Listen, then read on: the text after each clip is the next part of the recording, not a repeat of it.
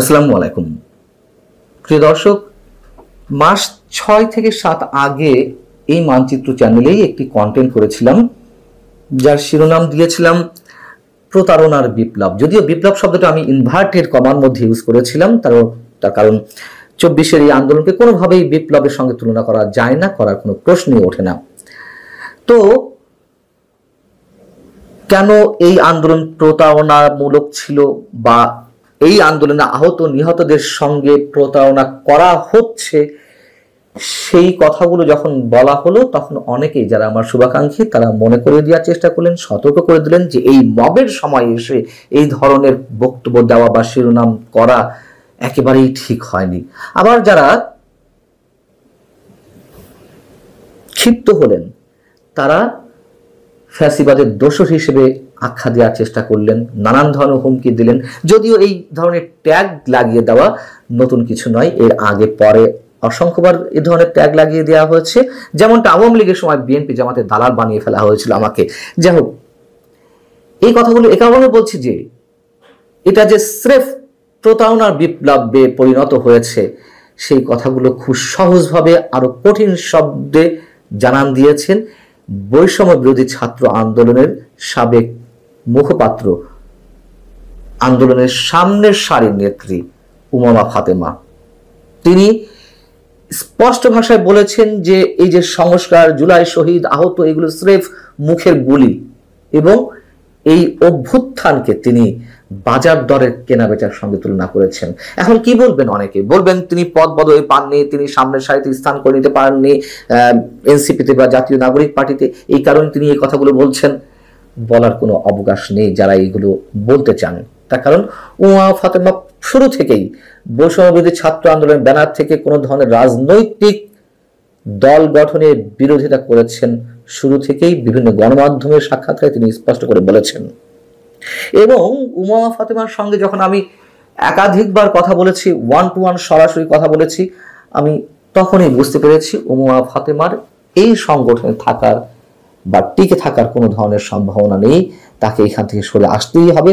তার কারণ তিনি যথেষ্ট একজন প্রগতিশীল মেয়ে, ছাত্র ফেডারেশন করা মেয়ে, এবং এটা তো সত্য কথা, 24 আন্দোলনে অনেক প্রগতিশীল ব্যক্তি, প্রগতিশীল মানুষেরা শরিক হয়েছিলেন। আওয়ামী লীগের বিরুদ্ধে দীর্ঘ বঞ্চনা, দীর্ঘ নিগ্রহের শিকার হতে হতে দীর্ঘদিনের পুঞ্জীভূত ক্ষোভ থেকে এই আন্দোলনে অংশ নিয়েছিলেন। অনেক আওয়ামী পরিবারের সন্তানও তো অংশ নিয়েছিলেন।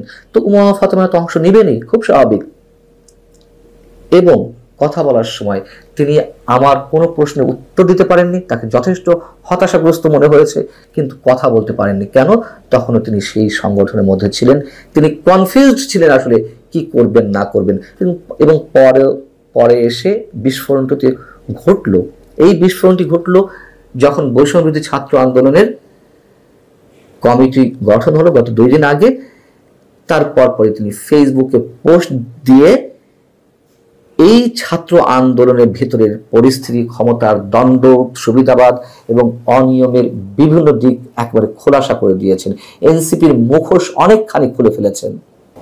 তিনি এই মন্তব্য করছেন, দলীয় লেজুর এবং প্রেসক্রিপশনের বাইরে এই ব্যানারটি যদি স্বাধীনভাবে কাজ করতে পারত, অর্থাৎ জাতীয় নাগরিক পার্টি বা এনসিপির নির্দেশনায় তো এই সংগঠনটি এখনো চলছে, তাদের কোনো ধরনের নির্দেশনা খবরদারি না থাকলে এই সংগঠনের যারা কাজ করতেন তাদের কারণে তাদের এনসিপি বা জাতীয় নাগরিক পার্টির অনেকের রাজনৈতিক ভবিষ্যৎ হুমকির মুখে পড়ত।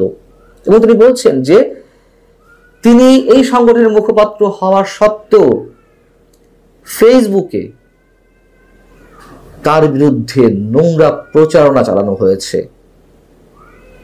এবং এদের সম্বন্ধে বলতে গিয়ে তিনি বলছেন যে কথিত সহযোদ্ধারা মানুষকে টিস্যু পেপারের মতো ব্যবহার করে এবং প্রয়োজন ফুরালে ছুঁড়ে ফেলতে এক মুহূর্ত নেয় না। প্ল্যাটফর্মের ভেতরের পরিস্থিতি বর্ণনা করতে গিয়ে তিনি এই সব কিছুকে বদ্ধ জলাশয় এবং পোকার মতো সুবিধাবাদীদের খেয়ে ফেলার মতন বিষয়ের সঙ্গে তুলনা করেছেন। উমামা ফাতেমা একথাও বলছেন যে সংগঠনের ভিতরকার অবস্থা, যখন এই সংগঠনের সাবেক আহ্বায়ক হাসনাত আব্দুল্লাহ কিংবা অন্যান্য নেতাদের জানানোর চেষ্টা করেছেন, কোনো ভিত হয়নি, বরং তাদের আচরণগুলো রহস্যজনক মনে হয়েছে। আমরা তো প্রতিনিয়ত তাদের কত বিপ্লবী কথাবার্তা শুনছি, তাই না? শেষ পর্যায়ে এসে তার ফেসবুক পোস্টে উমা ফাতেমা আরো শক্ত শব্দ ব্যবহার করেছেন। তিনি বলছেন, যারা তার সঙ্গে নোংরামি করেছে এবং অভ্যুত্থানকে বাজার দরে কেনাবেচা করেছে তাদেরকে তিনি ক্ষমা করবেন না, এবং তিনি বৈষম্য বিরোধী ছাত্র আন্দোলনের ছাত্রদেরকে পড়াশোনার টেবিলে ফিরে যেতে বলেছেন। এই শব্দটা আমাদের কাছে খুবই আশ্চর্যজনক, এই কারণে যেই ছাত্ররা বাংলাদেশ পাল্টে ফেলার স্বপ্ন দেখায়, নিজেরা রাজনীতিবিদ হয়ে উঠেছে, কখনো পড়াশোনার কথা তাদের মুখ থেকে আমরা শুনিনি, কাউকে পরামর্শ দিচ্ছে অথবা দেশের শিক্ষা সংস্কারের জন্য তারা কোনো দাবি তুলছে। কি অদ্ভুত! ঠিক একইভাবে ডক্টর মোহাম্মদ ইউনূসের কথা বলা যায়, কখনো তিনি ছাত্রদের উদ্দেশ্যে পড়াশোনায় মনোযোগী হতে বলেননি।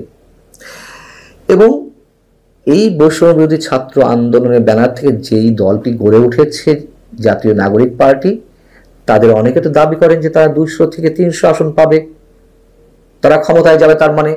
অথচ আন্তর্জাতিক গণমাধ্যম দ্য ইকোনমিস্ট গত একদিন আগেই তারা যে প্রতিবেদনটি প্রকাশ করেছে এবং তারা তাদের জরিপের কথা জানিয়েছে, যেখানে দেখা যাচ্ছে এনসিপির জনপ্রিয়তা মাত্র 5%। দুর্ভাগ্য বাংলাদেশের মানুষের যে এই ছাত্র নেতাদের চোখেই তারা স্বপ্ন দেখতে চেয়েছিল, আমরা দেখতে চেয়েছিলাম, কিন্তু শুরু থেকেই একটা অভ্যুত্থান সফল হওয়ার পরপরই এমন একটা বিষয় হয়ে দাঁড়ালো তাদের, যে কি না কি করে ফেলেছে। দখলবাজি, চাঁদাবাজি, তদবির বাণিজ্য, সন্ত্রাসী কর্মকাণ্ড, মবে নেতৃত্ব দেওয়া, লবিং, গ্রুপিং, ক্ষমতা লিপ্স হয়ে পড়া, ক্ষমতায় যাওয়ার জন্য যা ইচ্ছে তা করা, ভিন্ন রাজনৈতিক দলের সিনিয়র নেতাদেরকে সম্মান করে পর্যন্ত কথা না বলা, এই জায়গায় এসে পৌঁছেছে এই নেতারা। উমা ফাতেমা ঠিক মুখোশটা অনেকখানি খুলে দিয়েছে।